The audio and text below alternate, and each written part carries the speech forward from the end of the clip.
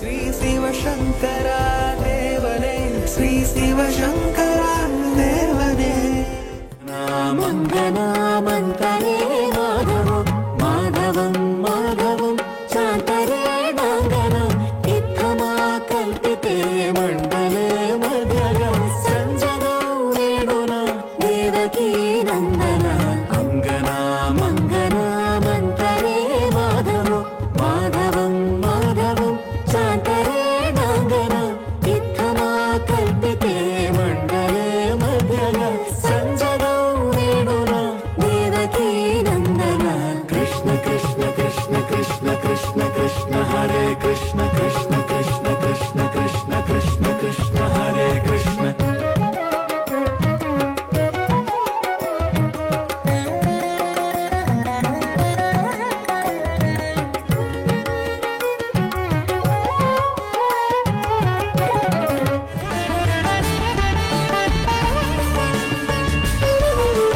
தேவி நீயே துணை, தேவி நீயே துணை, தென்மதுரை வாழ் மீனலோச்சனி தேவி நீயே துணை, தென்மதுரை வாழ் மீனலோச்சனி தேவி நீயே துணை, தென்மதுரை வாழ் மீனலோச்சனி தேவி.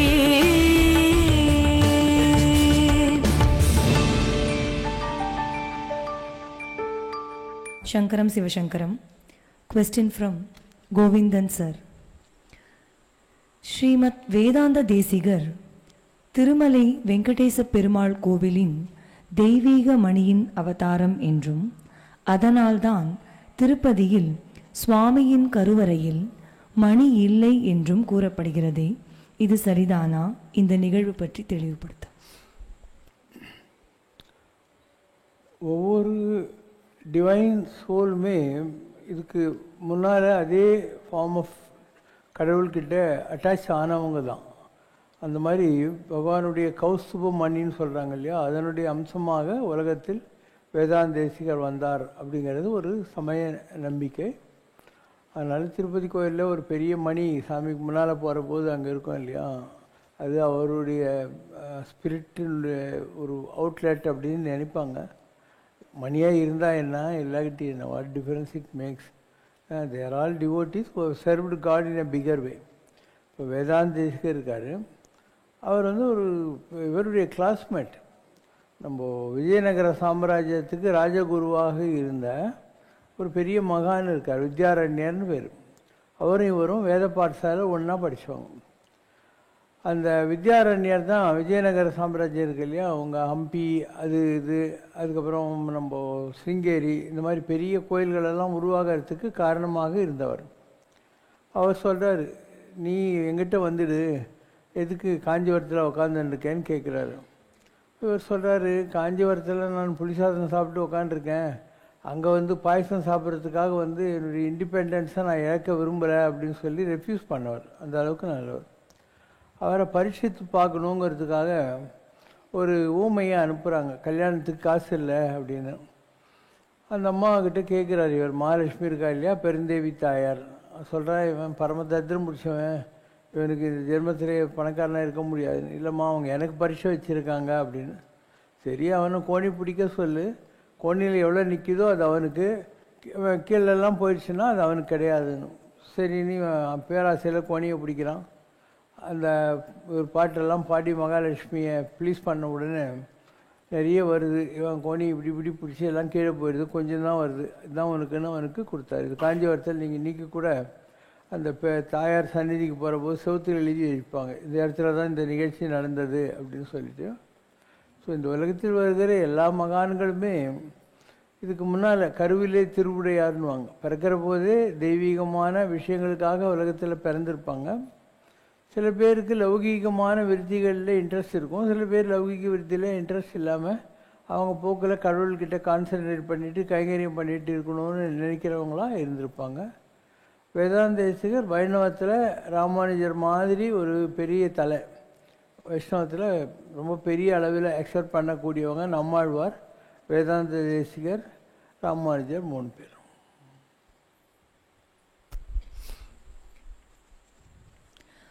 துண்ட வெண்பிறையன் துயர் தீர்த்தவன் திருப்பாணாழ்வார் பாடிய அமலநாதிபிரான் என்ற பாசுரத்தில் வரும் வரிகள் இவை. இதற்கு வெண்மையான பிறைச்சந்திரனை சடையில் தரித்த சிவன் பிரம்ம கபாலத்தில் பிச்சை எடுத்த பாவத்தை போக்கிய பெருமான் என்று வைணவம் பொருள் சொல்கிறது. இந்த நிகழ்வு பற்றி தெளிவுபடுத்தும்.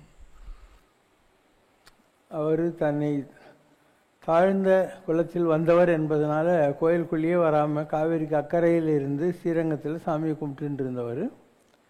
பெருமாளே அவருக்கு உலோபசாரங்க முனிவரும் தன்கிட்ட பூஜை பண்ணுற பெரிய ஐயங்கார்கிட்ட சொல்லி அவனை தோளில் உட்கார வச்சு கூட்டணுவான்றாரு.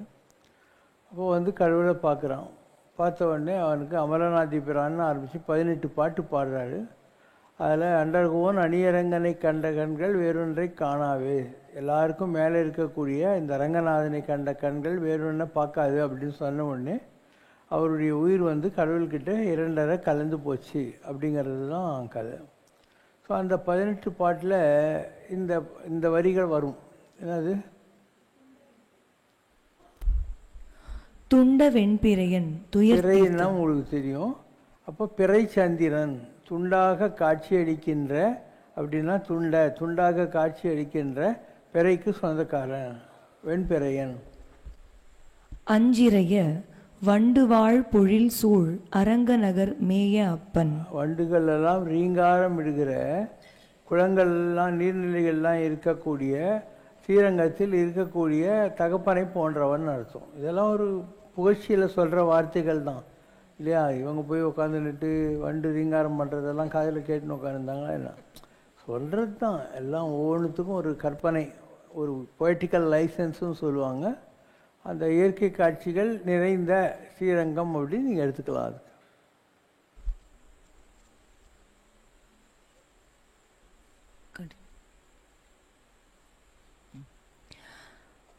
எந்த ஒரு சப்ஜெக்டின் மீதும் தங்களை தங்கு தடையின்றி விலாவரியாக பேச வைப்பது தங்களுடைய லௌகீக அனுபவங்கள் தந்த பட்டறிவா அல்லது ஆன்மீக வாழ்க்கையில் தாங்கள் பெற்ற தெய்வீக அனுபவங்களா? 1984 பிப்ரவரி 4ஆம் தேதி எனக்கு மாதா சரஸ்வதியுடைய தரிசனம் கிடச்சிது. அப்போ அந்த அம்மா சொன்னான், நான் உன் நாக்கில் நிற்க போகிறேன் அப்படின்னா 4 கோல்ட் ஃப்ளேக் ஃபில்ட்ரு கிங்ஸ் வச்சுருந்தேன் என் ஜோபியில். இந்த லாகிரி வஸ்துவெல்லாம் வேணான்னு சொன்னான். ஸோ அந்த 4 ஃபில்ட்ரு வில்ஸு கோல்ட் ஃப்ளேக் தூக்கி போட்டேன். அன்னிலேருந்து ஏதோ ஒரு கடாட்சம். நான் எதையும் யோசனை பண்ணுற பழக்கமெல்லாம் இல்லை. கேள்வி வந்தவுடனே பேச ஆரம்பிச்சிடுவேன். I don't even prepare my mind. இந்த கேள்விக்கு என்ன பதில்னு ப்ரிப்பேர்லாம் பண்ணுறதில்ல. அப்போ நாவிற் சரஸ்வதி நற்றுணையாக அப்படின்வாங்க. நாக்கில் சரஸ்வதி இருக்கா, அவளுக்கு என்ன பேர்? வாக்தேவி. வாக்குக்கெல்லாம் தேவதையாக இருக்கக்கூடியவள்னு. அதனால் எனதுரை தனதுரையாக ஞான சம்பந்தர் முருகனை பற்றி சொல்லுவார். நான் உரைக்கும் வார்த்தை என் நாயகன் உரைக்கும் வார்த்தைன்னு வள்ளல் ராமலிங்க அடிகளார் சொல்லுவார். அந்த மாதிரி அம்பாள் நாக்கில் இருக்கா. அதனால் நம்ம இந்த மாதிரி எந்த கேள்விக்கும் பதில் சொல்ல முடிகிறது. அண்டு நீ எப்போ கேட்டாலையும் ஒரே மாதிரி பதில் தான் வரும். 10 வருஷத்துக்கு முன்னே கேட்டுருந்தா என்ன சொல்லணும் அதான் நீ கேட்டாலையும் வரும். இந்த கம்ப்யூட்டரில் பட்டன் தட்டினா என்ன கண்டென்ட் இருக்கும் இல்லையா, அதே மாதிரி தான் அந்த கண்டென்ட் வந்துக்கிட்டே இருக்கும். நாம் பேசுகிறதா இருந்தால் மாறி மாறி வரும். இதுதான் கடவுளுடைய வாக்குக்கும் நம்முடைய வாக்குக்கும் உள்ள வித்தியாசம். சத்ரபதி சிவாஜிக்கு அவரது குருவான சமர்த்த ராமதாசர் ராமதீட்சை வழங்கியதாக அவரது வரலாறு கூறுகிறது. ராமதீட்சையை தன்னைப் போல ஒரு மகானுக்குத்தானே சமர்த்த ராமதாசர் வழங்கியிருக்க வேண்டும். இறுதி வரை ஒரு நாட்டின் மன்னனாகவே வாழ்ந்து மறைந்த சத்ரபதி சிவாஜிக்கு எவ்வாறு அவர் வழங்கினார்? பாத்திரம் அறிந்து பிச்சை இடுன்னு சொல்லுவாங்க. ஒரு குரு நிர்ணயம் பண்ணுவான் இவனுக்கு தகுதி இருக்கா தகுதி இல்லையான்ட்டு. ஸோ அவருடைய ராமதாஸ் என்ற குரு இருக்கு இல்லையா, அவர் ஆஞ்சநேய சொரூபமானவர் சமர்த்த ராமதாஸ். ஸோ அந்த ஆஞ்சநேய சொரூபமாக இருந்தவர் ஏதோ ஒரு ஆத்மாவில் சிவாஜி கூட தன்னை ஐடென்டிஃபை பண்ணியிருப்பார். அதனால் அவனுக்கு அந்த தீட்சையை கொடுத்துருப்பார். ஏன்னா அவன் அழிந்து கொண்டிருந்த இந்து சனாதன தர்மத்தை முகலாயர்களிடத்திலிருந்து காப்பாற்றுவதற்காக தன்னுடைய முழு வாழ்க்கையை சர்வபரி தியாகம் செய்தவன் இல்லையா. எவ்வளோ பெரிய விஷயம். கூடையில் உட்காந்துக்கிட்டு அவுரங்கசீப்கிட்ட போய் அங்கேருந்து தப்பிச்சு வந்து இவ்வளோ விஷயங்களை சாதிச்சிருக்கார் சிவாஜி. அதனால் கடவுளே பாண்டரங்கனே அவருக்கு துணை நின்றதாக கூட சமத்த ராமதாஸில் இருக்கும். அவர் பாண்டரங்கன்னு கோயிலுக்கு வராரு. அப்போ நமக்கிட்ட கூட அந்த சினிமா இருக்குது, நீங்கள் பார்க்கலாம். அவர் ஊரில் இல்லைன்னு தெரிஞ்ச உடனே படையெடுத்து வராங்க. இப்போ இவர் இங்கே தான் இருப்பார். இப்போ பாண்டரங்கனே எத்தனையோ சிவாஜி மாதிரி போய் அவங்க முகலாயர்களெல்லாம் துரத்தி அடிச்சுட்டு வருவார். இதெல்லாம் அந்த சினிமாவில் வரக்கூடிய பல காட்சிகள். அதனால் ஒரு சனாதன தர்மத்தை காப்பாற்றுவதற்காக ஒரு உத்தமமான தாய்க்கு மகனாக உலகத்தில் அவதரித்து வாழ்க்கையில் முழுக்க முழுக்க protected Hindu dharma from the negative influence or onslaught of the Islamic fellows. அதனால் அவர் குருக்கு தெரியாதான் இவன் யார் என்னன்றது. உற்றாரை யான் வேண்டேன், ஊர் வேண்டேன், பேர் வேண்டேன் என்ற மனப்பக்குவம்தான் ஆன்மீக உயர்நிலைகளை அடைய தேவைப்படும் அடிப்படை தகுதிகள் என்று தாங்கள் அடிக்கடி கூறுகிறீர்கள். அப்படியானால் இது ஆன்மீகத்திற்கு உள்ள விளம்பரமா? ஊரிலேன் காணி இல்லை, உறவு மற்றொருவர் இல்லை, அரங்கமா நகருளானே கத்தி கதறுகின்றேன் அப்படின்னு ஆழ்வார் பாசுரம். ஸோ கடவுளுக்காக எவன் ஒருத்தன் தொண்டு செய்யணும் என்று வருகிறானோ அப்போ கடவுள் அவனை செலக்ட் பண்ணதுக்கு ஒரு காரணம் இருக்கும் இல்லையா. அவன் எனக்கு ப்ரமோஷன் வேணும், லட்டு வேணும், பூந்தி வேணும், இவ்வளோ குட்டிங்க நல்லா இருக்கணுங்கிற மாதிரி எல்லா ஜனங்கள மாதிரி இருந்தால் இவ்வளோ கோடி ஜனங்களில் கடவுள் அவனை தேர்ந்தெடுத்ததுக்கு மீனிங் இல்லாமையே போயிடும்.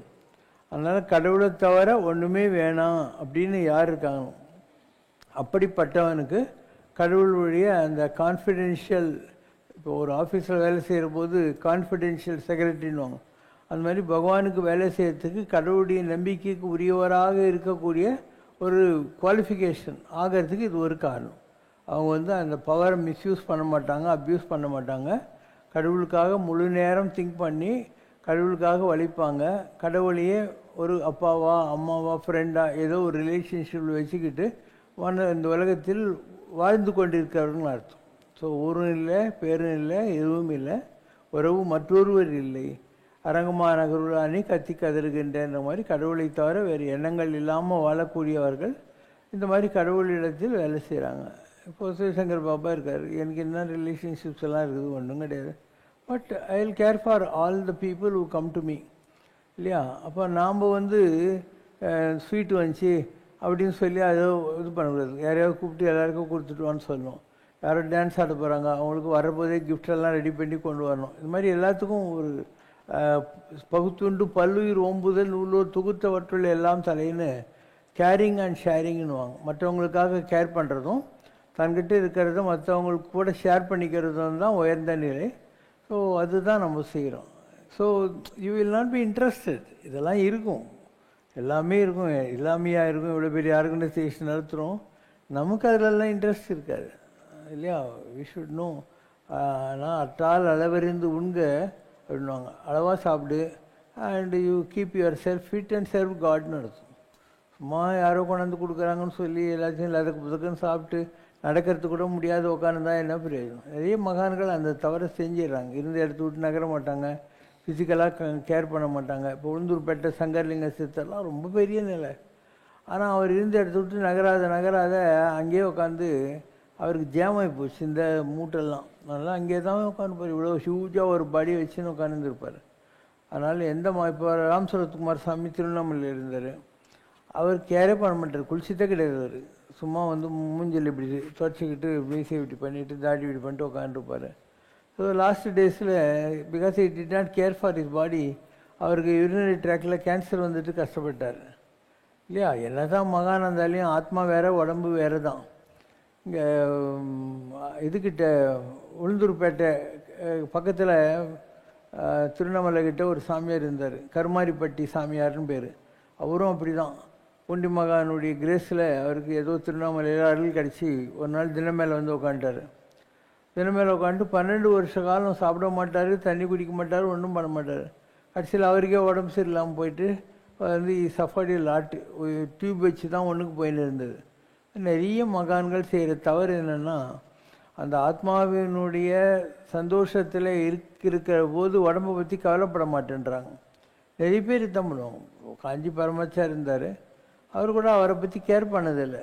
அதனால் அவருக்கு எல்லா பார்ட்ஸுமே வீக். ஒரு கண்ணு தெரியாது ஃபுல்லாக, இன்னொரு கண்ணு கொஞ்சமாக தெரியும், ஒரு பக்கம் லங்கு வேலை செய்யாது, கண்ட கொலை மேனிக்கு விரதம் பட்டினியெல்லாம் இருந்து அவர் கிரானிக் அல்சரு, எதுவுமே சாப்பிட முடியாது, வாழைப்பழ சத்து மாவு சாப்பிட்டு உட்காந்துருந்தார்.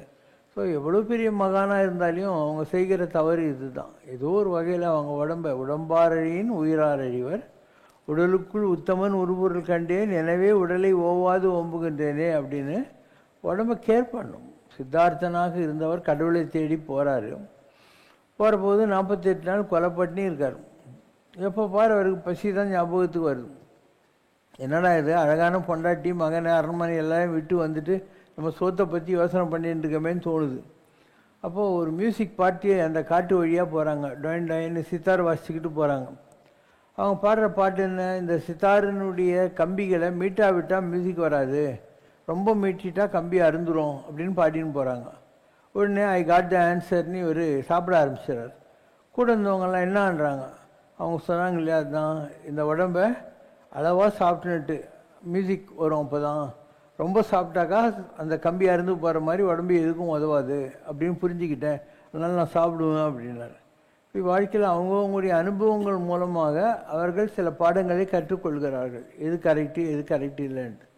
உடம்பு வேறு ஆத்மா வேறு அங்கிறது தான் வந்து ஆத்மீயத்தின் எல்கேஜி லெசன். இப்போ செத்ததின் வயிற்றில் சிறியது பிறந்தால் எத்தை தின்னும் எங்கே கிடக்கும் என்கிற கேள்வியை மதுரகவி ஆழ்வார் என்பவர் இதில் ஆழ்வார் திருநகரில் புளியாமரத்துக்குள்ளே உட்காந்து 12 வயசு பாலகன்லாம் தவம் செய்து கொண்டிருக்கிற நம்மாழ்வார்கிட்ட போய் கேட்குறாரு. இவர் ராமனை தேடி அயோத்திக்கு போகிறார். அங்கே குரல் கேட்குது, நான் எங்கே இல்லை, நான் இருக்கிற இடத்த காட்டுறவான்ட்டு. ஸோ அந்த வழியை ஃபாலோ பண்ணின்னு வந்தால் உத்தரப்பிரதேச அயோத்தியிலிருந்து நம்ம தமிழ்நாட்டுக்கு வந்து ஆழ்வார் திருநகரில் புளியாமரத்துக்கு போகல போயிடுது. பார்த்தா ஒரு 12 வயசு பையன் தவத்தில் உட்காந்துருக்கான்.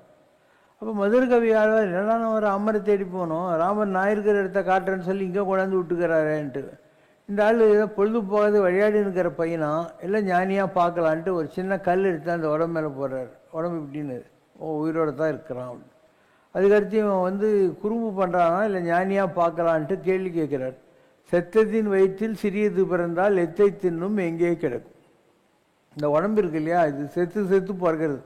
அதனால் செத்த அதுக்குள்ளே சிறியதுன்னா ஆத்மா பிறந்தா அந்த ஆத்மா எதை சாப்பிடும், எங்கே கிடக்கும், உள்ளேருந்து குரல் வருது, அத்தை தின்னும் அங்கே கிடக்கும். அப்போ ஆத்மா என்பது சரீரத்துக்குள்ளே கிடக்கும், சரீரத்தை சாப்பிடும். அதனால தான் பிறக்கிற போது கள்ளங்கபடம் இல்லாத பால்வடியும் முகத்தோடு இருக்கிற ஒரு குழந்தை வயசு ஆக ஆக வந்து ஒரு மாதிரி கழுடு தட்டி போயிடுது இல்லையா, அது ஏன் அந்த உடம்பையே அது சாப்பிடுது. உள்ளே இருக்கக்கூடிய ஆத்மா அந்த உடம்பை சாப்பிட்டுட்டு உயிர் வாழுது அப்படின்னு சொல்கிறாங்க. இதுதான் ஆன்மீகம் என்பது. அதனால் நீ எவ்வளோ பெரிய மகானாக இருந்தாலையும் கூட அளவாக சாப்பிடு. கடவுளுக்காக சாப்பிட்றோம், கடவுளுக்கு நம்ம கொட்டுக்கிற கடவுள் உண்ணும் உணவு பருகு நீ தின்னும் வெற்றிலை. நான் சாப்பிட்ற சாப்பாடு, போடுற பீடா, குடிக்கிற தண்ணி எல்லாம் கடவுளுக்குன்னு வாழ்கிற ஒரு வாழ்க்கை இருக்கும். அப்போ நீ சாப்பிட்ற போது இது கடவுளுக்கு நெய்வேத்தியன்னு நினச்சிக்கோ. நீ நடந்தியானா இதுதான் பிரதர்ஷனம்னு நினச்சிக்கோ இல்லையா. உன்னுடைய மைண்ட் செட்டு தான் இதுக்கெல்லாம் காரணம். அப்போது உன்னுடைய ஹோல் லைஃப் சிஸ்டம் அதையே நீ ப்ரேயராக மாற்றிக்கலாம். ப்ரேயர்னால் ஒரு 10 நிமிஷத்துக்கு போய் முருகர்கிட்டே சாமிக்கிட்டே நின்று கும்பிடு போடுறது. ப்ரேயர்ஃபுல்னஸ்னாக்கா காலையிலேருந்து ராத்திரி வரைக்கும் கடவுள் கூட குடும்பமே நடத்துறது. காலையில் எழுந்திரிச்சாக்கா தேங்க்யூ காட், உன்னை கும்புறதுக்கு இன்னொரு நாள் எனக்கு கொடுத்துருக்க, இல்லைனா நேற்று ராத்திரி நான் தூங்க போனேன் செத்து போயிருப்பேன் அப்படின்னு அர்த்தம். உறங்குவது போலும் சாக்காடு, உறங்கி விழிப்பது போலும் பிறப்பு. தூங்கினா செத்து போட்டேன்னு வச்சுக்கோ, வீழ்ச்சிட்டியானாக்கா இன்னொரு நாள் கட்சிச்சு அப்படின்னு நினச்சிக்கோ. ஒரு பிறந்திருக்க, நான் இன்றைக்குத்தான் பிறந்தேன், நான் இன்றைக்கு புதிதாக பிறந்தேன்னு நினச்சிக்கோங்கிறது. இப்போ காலையிலேருந்து நைட்டு வரைக்கும் நீ காப்பி சாப்பிட்டா, தோசை சாப்பிட்டா, ட்ரெஸ் பண்ணால், எது இருந்தாலும் எல்லாம் கடவுளுக்காக செய்கிற உன்னுடைய உடம்பு தான் கோயிலுன்ற மாதிரி. இந்த கோயிலுக்கு இந்த கோயிலுக்குள்ள சாமிக்கிறார். அப்போ இந்த கோயில் எதுக்காக போயிருக்கிறோம், சாமி இருக்காருன்றதுக்காக போயிருக்கிறோம். அப்போ இந்த உடம்பை நம்ம ஏன் மெயின்டைன் பண்ணோம், உள்ள சாமி இருக்காருன்றதுக்காக மெயின்டைன் பண்ணோம். அந்த பாவனையில் செய்கிற போது யூ வில் அண்டர்ஸ்டாண்ட். இல்லையா? எது நல்லது எது கரெக்டு அப்படின்னு வாழ்க்கையே தவமாகிவிடும். சம்ரஷ்ணாவில் ஒரு பாட்டு இருக்கும், வாழ்க்கையே தவம் என்று வரைந்தளித்த சங்கரான்னு இருக்கும். வாழ்க்கையும் போர் கவிதை அதை வரைந்தளித்த சங்கரா, வரைந்தளித்த சங்கரா, வார்த்தை கவிதைகளில் உனை வரைய இயன்றிடுமோ, தூக்கிய கால் கவிதை அது துலக்கிய பொருள் கவிதை, உலகை ஆக்கியதோர் கவிதை தந்த ஆனந்தம் பெரும் கவிதை. துர்வாச ரிஷி உட்காந்துருக்காரு, கோபிகள்லாம் அவர்கிட்ட வராங்க. நாங்கள் அக்கறைக்கு போய் இன்றைக்கி பௌர்ணமி கிருஷ்ணரோட டான்ஸ் ஆடணும் பிருந்தாவனம், அதனால் யமுனையில் வெள்ளமாக இருக்குது, எங்களுக்கு கொஞ்சம் வழி விடுன்னு. அவர் சொல்கிறாரு, எனக்கு பசிக்குது, சாப்பிட எதனா கொடுங்கன்னு. இவங்க அந்த ஸ்வீட்டு சீடை முறுக்கெல்லாம் கொடுக்குறாங்க, நல்லா சாப்பிட்டு ஒரு ஏப்பம் விடுறாரு. கிருஷ்ணா, நான் விரதம் இருக்கிறது உண்மைன்னாக்கா யமுனை வழி விடட்டுன்றார். யமுனை டைன்னு வழி விடுது. இவங்கெல்லாம் வந்து பார்க்குறாங்க, எங்கள் எதிரில் தானே நான் சாப்பிட்டேன், நீ விரதம் இருக்கேன்ற, யமுனையும் கோஆப்ரேட் பண்ணுது. நான் சொன்னேன், நான் எங்கே சாப்பிட்டேன், கொடுத்ததெல்லாம் கிருஷ்ணருக்கு கொடுத்துட்டேன், கிருஷ்ணார்ப்பணம்னு சொன்னேன், அதனால் கிருஷ்ணர் தானே சாப்பிட்டாரு, நான் விரதம் தான். அக்கறைக்கு போனாங்க, கிருஷ்ணரோட நல்லா கூத்து வச்சு டான்ஸ் ஆடினாங்க, லவ் பண்ணாங்க, எல்லாம் முடிஞ்சு போச்சு. கிருஷ்ணன் நாங்கள் அந்த கரைக்கு போகணும். அப்போ கிருஷ்ணர் சொன்னாராம், இந்த கிருஷ்ணன் நைஷ்டிக பிரம்மச்சாரி என்பது உண்மை என்றால் யமுனையே வழி விடுனாங்களாம். யமுனை டைன்னு வழி விடுச்சான். இவங்க வாயில் அடிச்சுக்கினாங்களாம், இப்போ தானே எங்கள் கூட கூத்து வச்ச, நீ போய் பிரம்மச்சாரின்னா யமுனை கோஆப்ரேட் பண்ணுதுன்னு. அவர் சொன்னார், யார் நீங்கள்லாம் ரிஷிகள் சித்தர்கள், எத்தனையோ பிறவி பகவான் கூட இப்படியெல்லாம் ஜாலியாக பாடினேன் ஓடினேன் பரவசமாக ஆடினேன் ஓடினேன் ஆவினேன் புதியேன்னு வெயிட் பண்ணவங்க. அதனால் இந்த பிறவியில் இந்த ரிஷிகளாக கோபிகைகளாக இப்படிலாம் பிறந்து என் கூட கூத்து வச்சுருக்கீங்க, இதெல்லாம் நீங்கள் கேட்டது நிறைவேறிட்டு இருக்குது இன்றைக்கி, இதெல்லாம் நான் பிரம்மச்சாரி தானே அப்படின்னாலும். இது மாதிரி இந்த தாட்ஸ் கான்ஸ்டிடியூட் லைஃப். உங்களுடைய செயல்கள் முக்கியம் இல்லை, எண்ணங்கள் முக்கியம். ஆட்டோபயோகிராஃபி யோகின்ற ஒரு புக் இருக்குது. அதில் அவர் லாரி மாதம் அவருடைய குருவை பார்ப்பார். பார்க்குற போது அங்கே ஒரு ஏதோ வந்து ஸ்வைன்னு சுற்றிக்கின்னு இருக்கும். இவர் அதை அடிக்கணும்னு கோபத்தில் நினைப்பார். அப்போ குரு சொல்லுவார், நீ எப்போ அடிக்கணும்னு நினச்சியோ அப்பயே அதை அடிச்சிட்ட, நீ இனிமேல் அதை அடித்தாலையும் அடிக்கலைன்னாலையும் அந்த எண்ணம் வந்து நிறைவேறிடும். அதுதான் வந்து கர்மான்றது, எ தாட். அப்போ தாட் தான் வாழ்க்கை. வெள்ளத்தனையது மலர் நீட்டம் மாந்தர்தான் உள்ளத்தனையது உயர்வு.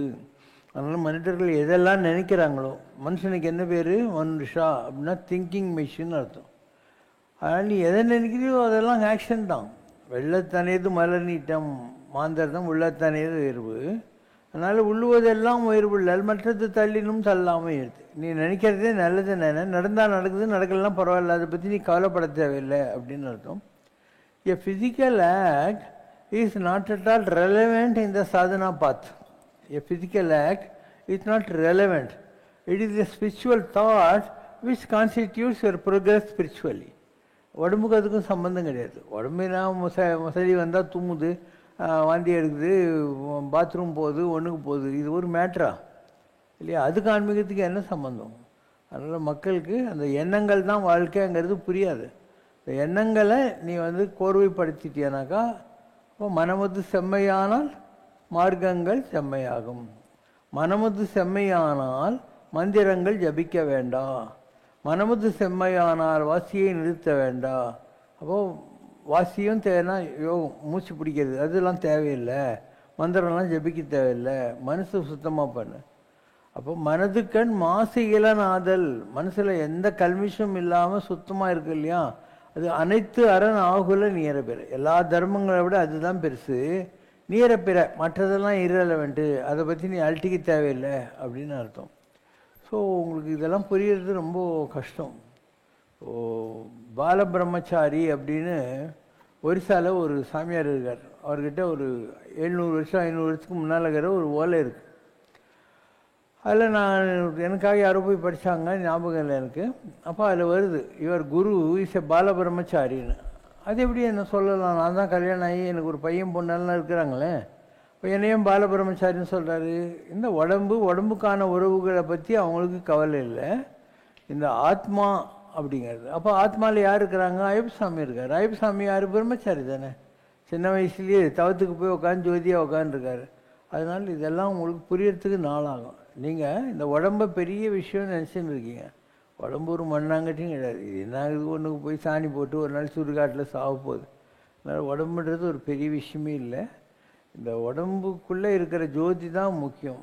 அந்த ஜோதி இல்லைன்னா இந்த உடம்புக்கு எந்த ஒரு மகிமையும் கிடையாது.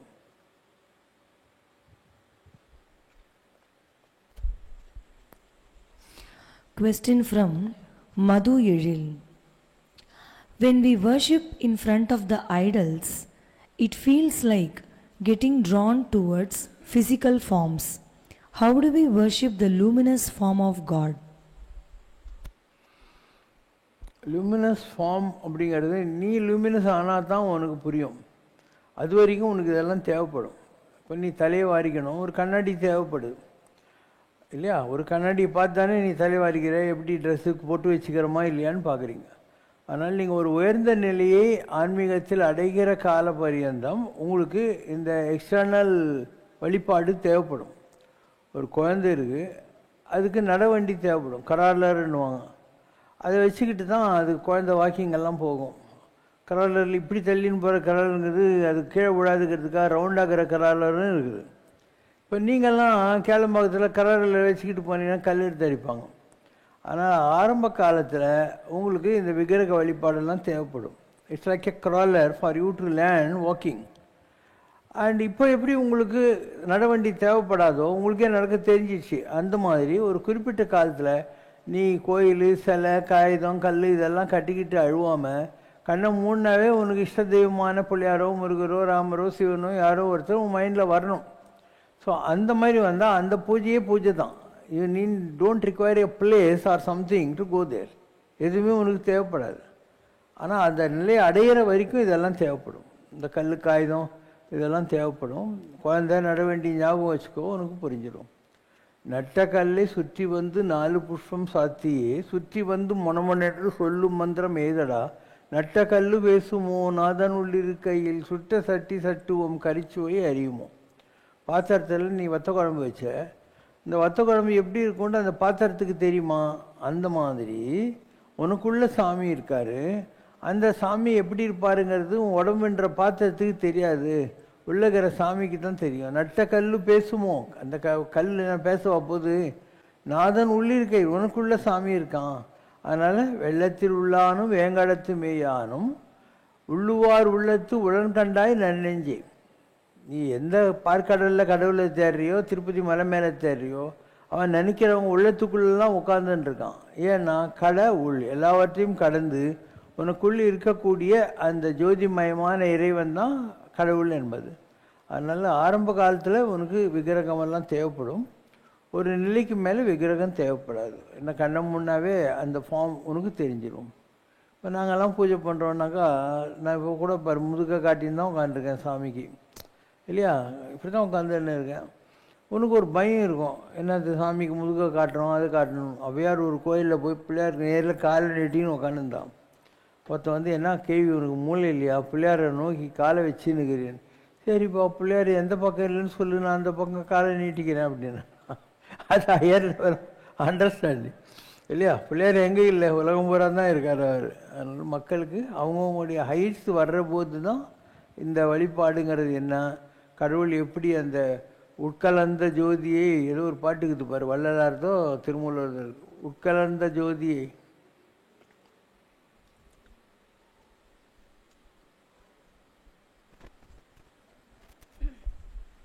நாடி நாடி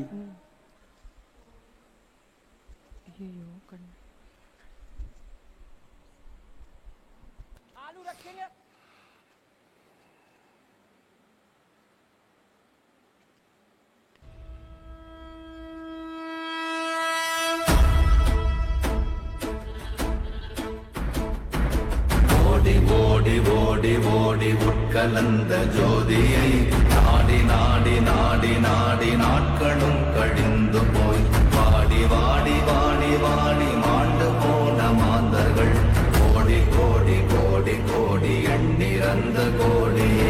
ஓம் நமச்சிவாய ஓம் ஓம் நமச்சிவாய ஓம் நமச்சிவாய ஓம் ஓம் நமச்சிவாய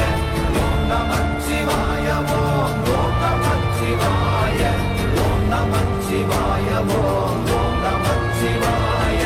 என்னிலே இருந்த ஒன்றை யான் அறிந்ததில்லையே, என்னிலே இருந்த ஒன்றை யான் அறிந்து கொண்டதின், என்னிலே இருந்த ஒன்று யாவர் காண வல்லரும், என்னிலே இருந்திருந்து யான் உணர்ந்து கொண்டேனே. ஓம் நமச்சிவாய ஓம் ஓம் நமச்சிவாய ஓம் நமச்சிவாய ஓம் ஓம் நமச்சிவாய ஓம் நமச்சிவாய ஓம் ஓம் நமச்சிவாய ஓம் நமச்சிவாய ஓம் ஓம் நமச்சிவாய. ஆனதேது நீயதேது நடுவில் நின்றதேதடா, போனதேது புருவதேது போரிடும் புலாமரே, ஆனதேது அழிவதேது அப்புறத்தில் அப்புறம், ஈனதேது ராம ராம ராம வென்ற நாமமே. ஓம் நமச்சிவாய ஓம் நமச்சிவாய. இந்த மாதிரி நிறைய பாடல்கள் சைவ வைஷ்ணவ வடமொழியும் இருக்குது, தமிழ் மொழியும் இருக்குது. நம்ம அருண் சார் இருந்தார் இல்லையா, அப்புறம் அனு அவங்க அப்பா, அவர் அந்த காலத்தில் ஒரு ஃபோக் சாங் மாதிரி ஒன்று பாடுவார். செப்பாயா? ఏమీ సేతురాలింగా ఏమీ సేతురా. மிஸ்டர் சிவபெருமான், நான் என்ன பண்ணுவேன் గంగ ఉదగము తెచ్చి నీకు లింగ పూజలు చేదమంటే, நான் கங்கா ஜலத்தை கொண்டாந்து உன் லிங்கத்துக்கு அபிஷேகம் பண்ணணும்னு நினைக்கிறேன். ஆனால் அந்த கங்கா ஜலத்தில் எக்கச்சக்கமான தேரை தவகளை மீன் எல்லாம் போய் வச்சிருக்குது. ஸோ அதை நினச்சாவே எனக்கு இது போய் சாமி கொடுக்கறதான்னு ஒரு எண்ணம் வருது. గంగనున్నా చేప కప్ప ఎంగిలంటున్నది లింగ, சேப்பானா மீன், கப்பான்னா தவகளை. అక్షయాముల పాడి తెచ్చి ஒரு காராம்பசுவனுடைய பாலை கொண்டு வந்து உனக்கு அபிஷேகம் பண்ணணும்னு நினைக்கிறேன். అర్పితము చేదమంటే, அர்ப்பிக்க வேண்டும் என்று நினைக்கிறேன். ஆனால் அந்த கண்ணுக்குட்டி போய் அந்த பாலை நக்கி குடிச்சு ஒரு மாதிரி எச்ச பண்ணிச்சு. அதை போய் நான் எப்படி உனக்கு அபிஷேகத்தை கொண்டாட முடியும்?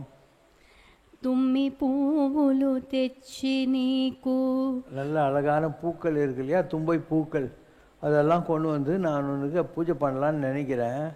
ஆனால் இந்த வண்டுங்க தேனீங்க இதெல்லாம் வந்து கொம்புக்கு கொம்பு தாவி எல்லா பூவையும் நேஸ்டி பண்ணி வச்சிருக்குது. அந்த பூவை கொண்டு வந்து நான் உனக்கு எப்படி கொடுக்கறது? దుష్టుగా పూచేదమంటే, కొమ్మ కొమ్మకు కోటి తుమ్మెద ఎంగిలంటున్నది లింగ. మహానుభావా మాదేవ శంభో, மகாதேவ சம்போ மகானுபாவா మాలింగమూర్తి మహాలింగమూర్తి. ఏమీ సేతురాలింగా ఏమీ సేతురా. நான் என்ன பண்ணுவேன் சாமி, உன்னை பூஜை பண்ணுறது எனக்கு வழியே தெரியலையே, நான் எப்படி பூஜை பண்ணுறது, எதை வச்சு பூஜை பண்ணுறது அப்படிங்கிற ஒரு வார்த்தையை அவர் சொல்லுவார். இது அருண் சார் பாடுற போது நடுவில் அவர் மியூசிக் சேர்த்துவார், டாயின் டாயின். போய் போய் போய் போய். இவங்களுக்கு கற்றுக் கொடுக்கல ஒழுங்காக அவர். அதே மாதிரி ஆதிசங்கர் இருக்கார் இல்லையா, அவரும் அப்படி தான். ஆதிசங்கரை நிந்தாஸ்துதின்னு சொல்லுவாங்க. சிவனே, நான் அவனுக்கு அபிஷேகம் பண்ணணும்னு சொல்லி ஒரு சின்ன சொம்பில் தண்ணி கொண்டாந்து ரெடியாக இருக்கேன். ஆனால் அவன் தலைமையிலேயே கங்கை அப்படியே கொட்டின்னு இருக்குது. தலைமையிலேயே கங்கை வச்சுன்னு இருக்கு. நீ கங்கை வார் சடையருக்கு அன்பர்ன்ற மாதிரி நான் எப்படி தவுண்டு சொம்பு தண்ணியை கொண்டாந்து உனக்கு அபிஷேகம் பண்ணுறது? அதனால் அபிஷேகம் பண்ணுற ஐடியாவிலேருந்து நான் ஸ்டாப் பண்ணிட்டேன்.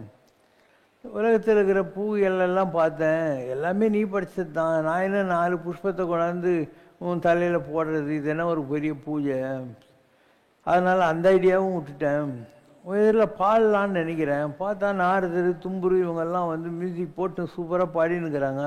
அதனால் பாடுற ஐடியாவையும் விட்டேன். என்னோட சூப்பர் சிங்கர்லாம் அங்கே இருக்காங்க. உங்கள்கிட்ட டான்ஸ் ஆடலான்னு நினைக்கிறேன். பார்த்தா ரம்பா, உலோசமா, தீத்திமா எல்லாம் சூப்பர் டான்ஸர்ஸ் எல்லாம் அங்கே இருக்காங்க. அதனால் டான்ஸ் ஆடுறாரையும் விட்டுட்டேன். இவனுக்கு நைத்தியம் ஏதாவது படைக்கலாம்னு பார்த்தா இந்த உலகத்திற்கு எந்த பொருள் நீ படைக்காதது, நான் என்ன உனக்கு படிச்சிடுறது? இப்படி ஒவ்வொன்றா நினைக்க தான் எனக்கு தெரியுது. நீ எவ்வளோ பெரிய ஆள், how big you are and how small I am. அதனால் எனக்கு கடைசியில் ஒன்று தான் தெரியுது, நான் யோசனை பண்ணி ப்ரே பண்ணுன்ற போது தான் நீ எவ்வளோ பெரிய ஆள்னு தெரியுது, ஹவு பிக் யூ ஆர். அதனால் நான் உங்கள்கிட்ட ஒன்று தான் கேட்குறேன், நீ இன்னும் எவ்வளோ பெரிய ஆள்னு புரிஞ்சிக்கிறதுக்குள்ள தகுதியையும் பக்குவத்தையும் எனக்கு கொடு, வேறு எதுவும் வேண்டியதில்லை அப்படின்னாரு. I want to understand how big you are, இன்னும் எனக்கு புரியணும், அதுக்குள்ளே அறிவு என்னவோ அதை எனக்கு கொடு, வேறு எதுவும் வேண்டியதில்லை அப்படிங்கிற மாதிரி முடிப்பார் அதை பாட்டை. இந்த மாதிரி நிறைய விஷயங்கள் ஆன்மீகத்தில் இருக்குது. நாம் ஏதோ ஒரு 2 எத்தலை வாழைப்பழம் ஒரு பாக்கு வச்சுட்டு ஏதோ ஒரு நைவேத்தியம் வச்சுட்டு சக்கரை பொங்கலை ஏதோ ஒன்று பூஜை பண்ணிட்டா தீர்ந்து போச்சுன்னு நினைக்கிறோம். நீ காமாக திங்க் பண்ணால் இதெல்லாம் தேவையா இல்லை, ஆனால் அதெல்லாம் தேவைப்படுது. யாருக்கு? ஒரு படிநிலை சாதகனுக்கு தேவைப்படுது. ஒரு ஹையஸ்ட் லெவலுக்கு போனால் இல்லையா, அவனுக்கு இதெல்லாம் தேவைப்படாது. கிருஷ்ணர் ஒரு தடவை குழந்தை இல்லையேன்ட்டு பூஜை பண்ணணும் ஆசைப்படுறாரு. ஒரே ஒரு குழந்தை தான் அவருக்கு. அண்டு பூவெல்லாம் பறிச்சுன்னு சொல்லி சிப்பாய்ங்கெல்லாம் சொல்கிறாங்க, இந்த காட்டில் இருக்கிற எல்லா பூவுமே ஏற்கனவே கடவுளுக்கு இது படைச்சாச்சு, யாரா இவ்வளோ பெரிய பூவெல்லாம் பறிச்சான்? பீமன் தான். பீமன் சோம்பேறி ஆச்சு, திண்டு தூங்கின்னு இருப்பான் அப்படின்னு. இல்லை, அவன் கண்ணை முடிக்கிட்டு இந்த காட்டில் இருக்கிற பூவெல்லாம் கடவுளுக்குன்னு சொல்லுவான், உடனே எல்லாம் போய் கடவுளுக்கு சேர்ந்துடும் அப்படின்னா. அந்த மாதிரி மானசீகமான பூஜைன்னு சொல்லுவாங்க. ஒரு எண்ணத்தினாலேயே வாழ்கிற ஒரு வாழ்க்கை, எண்ணமிட்டாலே போதும் உள்ளே ஆனந்தம் ததும்ப காண்பாயடா அப்படின்வாங்க. அது மாதிரி நினைப்புலேயே இந்த உலகத்தில் கடவுளை வழிபடுவது என்பது இருந்திருக்கு. அதுக்கு பீம பூஜைன்னு பேர். பீமனே அந்த அளவுக்கெல்லாம் படைச்சிருக்கான். ஆனானப்பட்ட கிருஷ்ணருக்கே பூஜை பண்ணுறதுக்கு பூ கிடைக்கல, ஏன்னா எல்லாம் மனசிலேயே பட்டான்ற மாதிரி. அதனால தான் highest level of prayer is, உனக்கு வசதிகள் இருக்குன்னு நீ நினைக்கவே தேவையில்லை, இல்லைன்னு நினைக்க தேவையில்லை. மனசை ஒடுக்கி மனசுக்குள்ளேயே உனக்கு இஷ்டமான ஒரு லிங்கத்தை, தெய்வத்தை, முருகரை, பெருமாளை யாரையோ ஒருத்தரை வச்சு அதுக்கு எல்லா பூஜையும் மானசீகமாக நீ பண்ணுறேன்னு வச்சுக்கோ. அதுக்கு மேலே பெரிய பூஜை கிடையவே கிடையாது. காஞ்சிபுரத்தில் பூசலார் நாயனார் ஒருத்தர் இருந்தார். அவர் ஒரு மரத்தடியில் உட்காந்துக்கிட்டு மனசுக்குள்ளேயே கடைக்கால் தோண்டினார், மனசுக்குள்ளேயே கட்டடம் கட்டினார், கோயில் கட்டினார். நாளைக்கு கும்பாபிஷேகம் வந்துரு அப்படின்னு சொல்லிட்டார். கைலாசநாதர் கோயில்னு காஞ்சிபுரத்தில் இருக்குது. அதை கட்டின ராஜா இருக்கான் இல்லையா, அவன் கும்பாபிஷேகத்துக்கு டேட் வச்சுருந்தான். அப்போ கடவுள் அவன் கனவுல வந்தார், நீ கட்டின கும்பாபிஷேக டேட்டுக்கு நான் வர முடியாது, மாற்றி வை, ஏன்னா நான் வேறு ஒரு கோயில் கும்பாபிஷேகத்துக்கு டேட்டு கொடுத்துட்டேன்றார். நம்ம நாட்டில் நம்ம கட்டின கோயிலுக்கு வராமல் சிவன் வேறு கோயிலுக்கு போகிறாருன்னா எப்படி இருக்கும்ன்ட்டு ஒருத்தர்கள் அனுப்பிச்சு நம்ம நாட்டில் எங்கே கோயில் நாளைக்கு எங்கே கும்பாபிஷேகம் பாருங்கன்னு எங்கே போய் தேடினாலும் இல்லை. மருத்துவத்தில் உட்காந்துங்கிற பூசலார் நாயனர்கிட்ட சிப்பாய்ங்க ஏங்க இந்த ஏரியாவில் தானே கோயில் கட்டிக்கிறாங்களா அப்படின்னாரு. ஏன் அப்படின்னாரு. இல்லை, சிவபெருமான் சொல்லிக்கிறாரு கோயில் கட்டியிருக்காங்க, அது கும்பாபிஷேகம்ன்ட்டு அப்படின்னு. இல்லை சொன்னார், அந்த பைத்தியக்காரன் அப்படியா சொன்னார் அப்படின்னா. என்ன சாமி, நான் தான் அது, நான் பக்கிரி மருத்துவத்தில் உட்காந்து மனசுக்குள்ளேயே கோயில் கட்டிட்டேன், மனசுக்குள்ளேயே சொல்லிட்டேன் நாளைக்கு கும்பாபிஷேகம் வந்துடும் சொல்லி, இதை நம்பி கடவுள் வரேன்னு சொல்லிட்டான் நான் உங்கள்கிட்டன்னாரான். அப்போ கற்கோயில் கட்டினா கைலாசநாதர் கோயிலை, அதுக்கு வரமாட்டேன்ற சாமி, இல்லை அதுக்கு லேட்டாக வருவேன்னு சொல்கிற சாமி, மனக்கோயில் கட்டியில் பூசலார் நாயனார் கோயிலுக்கு முதல்ல போனாங்கிறது தான் நம்முடைய சமயம் வர்றாரு இங்கே இருக்கிற காஞ்சிபுரத்தில். அதனால் மனசு தான் எல்லாம். நம்ம சம்ரட்சணில் சூப்பராக ஒரு பாட்டு இருக்குது, மனமே ஆலயம். மனமே ஆலயமே நீ உணர்வாய் மானுடமே, நினைவை ஒன்றதிலே நிலைத்திடுமே பேரின்பமே, முக்திக்கிங்கு பக்தி வழி என்றுரைத்த தேவலை, சக்தி பெற மன்னடி சென்றால் துலங்கிடும் இறையின் கலை, மனமே ஆலயமே நீ உணர்வாய் மானுடமே. பிரம்மத்தை உணர்ந்ததனால்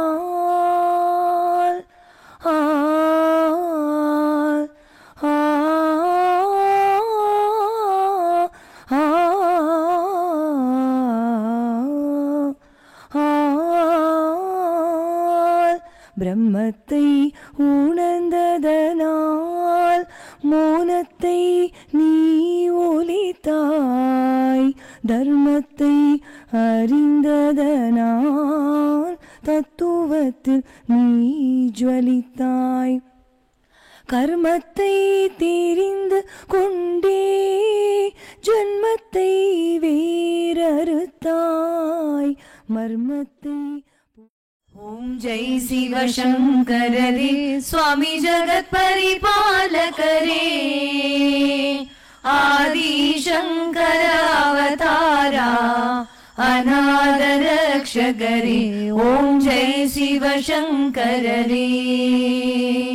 அன்னையும் தந்தையும் நீரென்றறிந்தும் அன்பில் நனைகின்றோம் சுவாமி, அன்பில் நனைகின்றோம். ஆசானும் இறையாகிய தேவா நின்னடி பணிகின்றோம். ஓம் ஜெய் சிவசங்கரரே. கைலையை பன்முறை வலம் வந்தாய் ஓ கருணாகர கீர்த்தி சுவாமி, கருணாகர கீர்த்தி.